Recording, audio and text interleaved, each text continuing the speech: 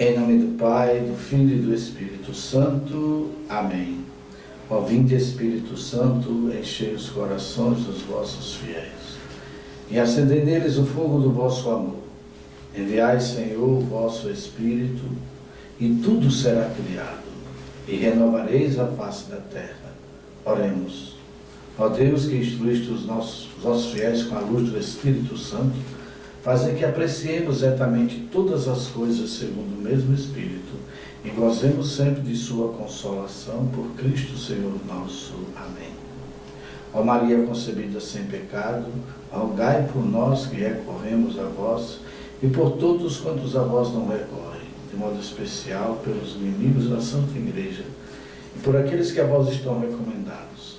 Acampa, uma querida, em minha alma e minha vida, em nossas almas e nossas vidas, com os nossos santos anjos da guarda, para que nas nossas almas, na nossa vida, sua vontade do Senhor aconteça, para a glória do Pai, do Filho e do Espírito Santo.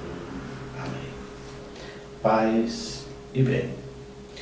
Caríssimos irmãos e caríssimas irmãs, vamos dar início a mais uma homilia, e para isto vamos à leitura do Santo Evangelho deste domingo, no qual a Igreja do Brasil celebra a Assunção de Nossa Senhora, esse dogma tão lindo da Mãe de Deus. Aquela que pertence toda a Deus, vai para onde Deus a chamou, para a sua glória.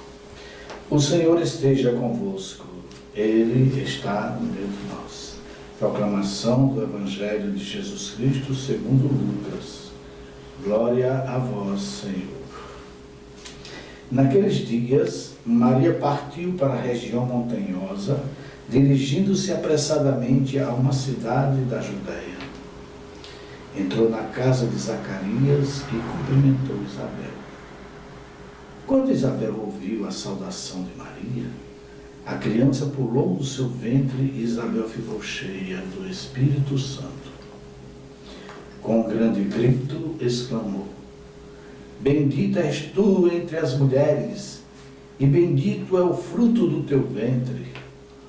Como posso merecer que a mãe do meu Senhor me venha visitar? Logo que a tua saudação chegou aos meus ouvidos, a criança pulou de alegria no meu ventre. Bem-aventurada aquela que acreditou, porque será cumprido o que o Senhor lhe prometeu. Então Maria disse: A minha alma engrandece o Senhor, e o meu espírito se alegra em Deus, meu Salvador, porque olhou para a humildade de sua serva. Doravante todas as gerações me chamarão bem-aventurada, porque o Todo-Poderoso fez grandes coisas em meu favor. O seu nome é santo, e sua misericórdia se estende de geração em geração a todos os que o respeitam. Ele mostrou a força de seu braço, despeçou os soberbos de coração. Derrubou do trono os poderosos e elevou os humildes. Encheu de bens os famintos e despediu os ricos de mãos vazias. Socorreu Israel, seu servo, lembrando-se de sua misericórdia, conforme prometera aos nossos pais, em favor de Abraão e de sua descendência para sempre. Maria ficou 3 meses com Isabel. Depois voltou para casa. Palavra da salvação. Glória a vós, Senhor. Caríssimos irmãos e caríssimas irmãs, neste domingo em que reconhecemos pela graça do Espírito Santo que está em cada um de nós, pois esse reconhecimento só pode ser dado pela graça do Espírito Santo, e Deus nos dá, reconhecemos que a Mãe de Deus é assunta ao céu, isto é, elevada em corpo e alma à glória de Deus, àquele a quem dedicou toda a sua vida e de quem recebeu o seu Filho, Jesus. pois só Maria pode dizer de fato: Tu és meu filho, carne de minha carne, sangue do meu sangue. E tudo isso pela graça do Espírito Santo, porque é o Espírito Santo que age no ventre de Maria, no seio de Maria, na vida de Maria. É tão bonito esse evangelho de hoje, porque isso se dá mediante, como eu disse, mediante essa graça, mas numa dimensão muito maior do que nós possamos imaginar. Por quê? Porque é o eterno que vem ao temporal. Quer dizer, Deus nos criou sua imagem e semelhança, isto é, nos criou para a eternidade. Nos criou, nos dando a identidade sua, imagem e semelhança dele. E em Maria ele se faz carne, ou seja, ele entra no nosso limite para nos levar ao infinito de sua glória, para nos levar a conhecer o seu reino, para nos levar a viver esse reino desde já. E Maria é aquela primeira redimida, é a primeira salva, é a primeira que já experimenta aqui na terra essa plenitude, porque traz Deus dentro de si, carne de sua carne e sangue do seu sangue. Ou seja, essa eternidade divina que vem ao tempo para nos eternizar nele. Ou seja, para nos fazer participantes de sua natureza divina. E em Maria, isso se realiza na totalidade do seu ser. Por quê? De todas as promessas que Deus fez no Antigo Testamento, quando chega em Maria, se cumpre. Como diz São Paulo. Ele diz no capítulo 4 da carta dele aos Gálatas, é muito bonito esse texto, porque é um texto mariano. Ele diz assim, 4:4: Mas quando veio a plenitude dos tempos, Deus enviou seu Filho, que nasceu de uma mulher, e nasceu submetido a uma lei, a fim de remir os que estavam sob a lei, para que recebêssemos a sua adoção. E aí ele acrescenta: a prova de que sois filhos é que Deus enviou aos vossos corações o Espírito de seu Filho, que clama: Abba, Pai. Portanto, já não sois escravo, mas filho. E se és filho, então também herdeiro por Deus. Que coisa linda, esse texto mariano, nascido de uma mulher. Pois bem, caríssimos, essa eternidade divina, esse participar da natureza divina já se faz presente em todos nós, a começar por Nossa Senhora. Todas as promessas se cumprem nela. Como Isaías, que disse na sua profecia, capítulo 7, versículo 14 do seu livro, diz: Eis que uma virgem conceberá e dará à luz um filho, ao qual lhe porá o nome de Emanuel, que significa Deus está conosco. Então Deus veio permanecer conosco, e numa permanência para sempre.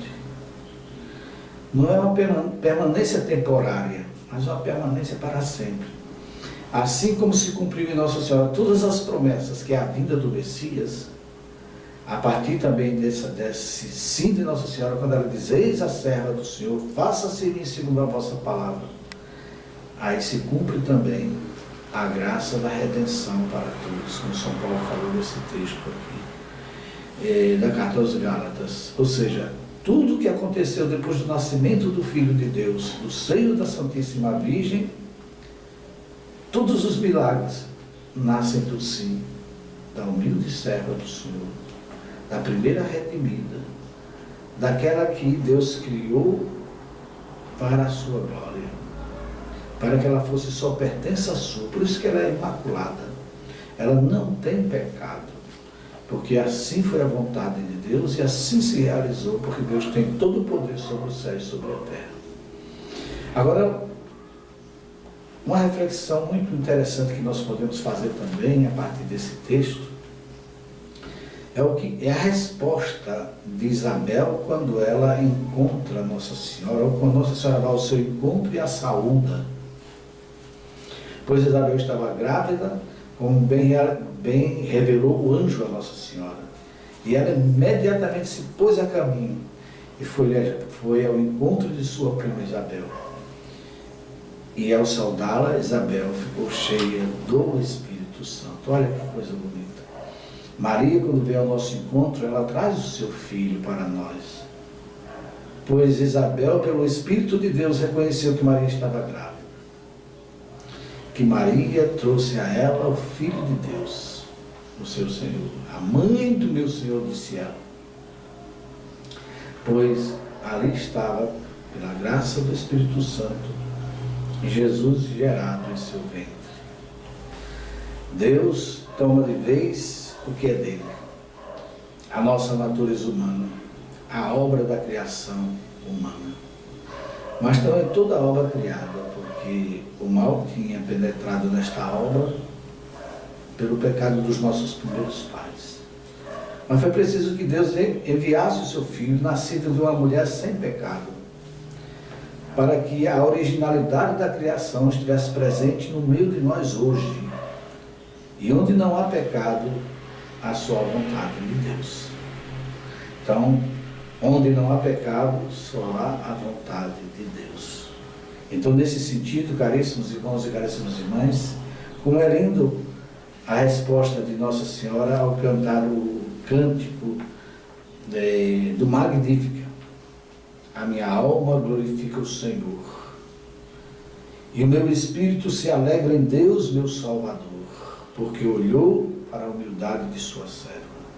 Doravante as gerações me chamarão bem-aventuradas, porque o Todo-Poderoso fez em mim grandes coisas. Santo é o seu nome. Então vejam, caríssimos, esse encontro de Maria com Isabel, a resposta de Isabel, como é bonita essa resposta dela, como posso merecer que a mãe do meu Senhor me venha visitar? Logo que a tua saudação chegou aos meus ouvidos, a criança pulou de alegria no meu ventre. Bem-aventurada aquela que acreditou, porque será cumprido o que o Senhor lhe prometeu. Ou seja, como seria bom, mãezinha do céu, que todos nós ouvíssemos tua voz, como Santa Isabel ouviu. Ficou cheia do Espírito Santo e começou a profetizar. Mãezinha, quero sempre estar com a senhora. Quero ouvir sempre a sua voz, a voz de mãe. Da mãe que traz o filho até o meu coração para que eu experimente no Espírito Santo de Santa Isabel, a primeira devota, depois do anjo Gabriel. Primeira devota que expôs a sua fé. E pela graça do Espírito Santo só pode reconhecer as coisas de Deus quem está cheio do Espírito Santo. Isso é uma necessidade de toda a alma, de todo ser humano.